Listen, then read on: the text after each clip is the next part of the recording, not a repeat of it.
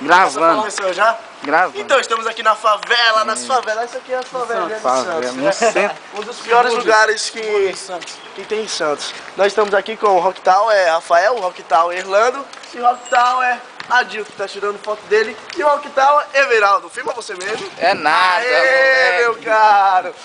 Então, ó, o nosso dia foi mais ou menos ruim. Foi péssimo, pra falar a verdade. Nós veio pra praia chovendo, frio pra caramba, né? Pra classe técnica. Conta aí, Rafael. Eu não sei, É com você.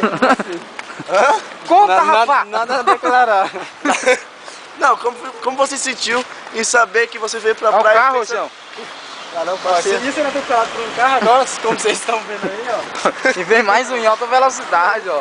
E olha só a plaquinha que tem lá na frente, mano. Aqui atropelou um pedestre também, agora atropelou um ciclista e o B.O. é grande. Você tá ligado que tem as plaquinhas, ó. Tudo não proibido as duas. Aqui, eu vou inventar um monte de coisa.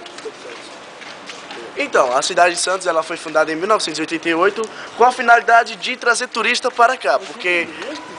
Cala a boca, eu tô inventando. Tá inventando. Em 1888, né? Isso, 1888. Obrigado por me corrigir, Rafael.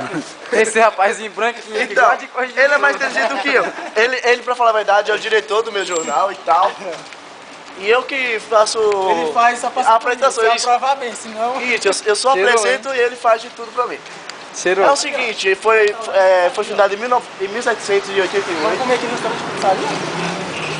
Não é pra Santos. Ô, o que vocês acham da gente comer ali, ó?